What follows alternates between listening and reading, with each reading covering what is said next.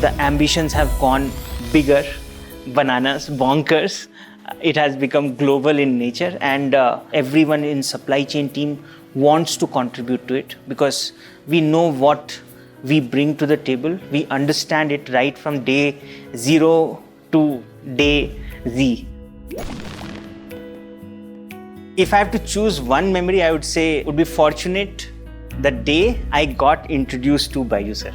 And over a period of time, you interact with a lot of other people in the company, you learn similar things. Let's talk about Divya. Learned a good element of communications from her to keep things concise. Hopefully this interview also remains concise.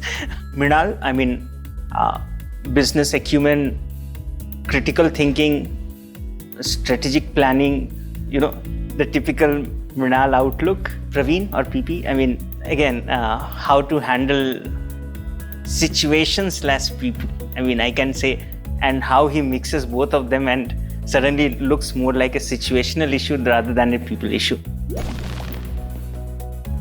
I have been very fortunate to be at the right place at the right time. There has been a lot of momentous events right from 2016 till date. Even during pandemic, every time the focus shifted, how can we make our customer experience better or our student or parent community experience better? More importantly, how can all of us play an important role in the sales process experience? We have been nitpicking at all processes, all events or all journey steps in the entire process to see what can be made better, what can be optimized, what can be made productive. I could have been playing just the role of an enabler, nothing more than that. There were some contingency plans which were thought through. So the first part was getting in touch with external stakeholders, our logistical partners, our suppliers. How are they impacted and what kind of impact are we foreseeing over there? Second is internal. How would our processes run? How people would be coming to office? How they can be safe at all these points.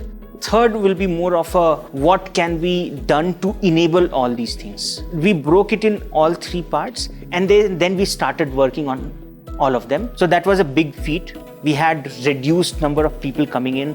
We were working in shifts. We literally availed all the resources possible. You cannot have only one leadership style. That's my belief. I would be fortunate to stand corrected and then be proven wrong. It has to be situational leadership style because every situation demands different type of leadership. On occasion, it needs assertive leadership. Sometimes it could be empathetic leadership. Sometimes you just give freedom for people to explore. The last 10 years has been very self-nourishing professionally, career-wise, have got on a good streak. I honestly could not have imagined or had asked for more. It's not because of ambition, but it's more like I as a person like to be continuously be engaged, learning new things and love to integrate a lot of technology, electronics, all those kind of things.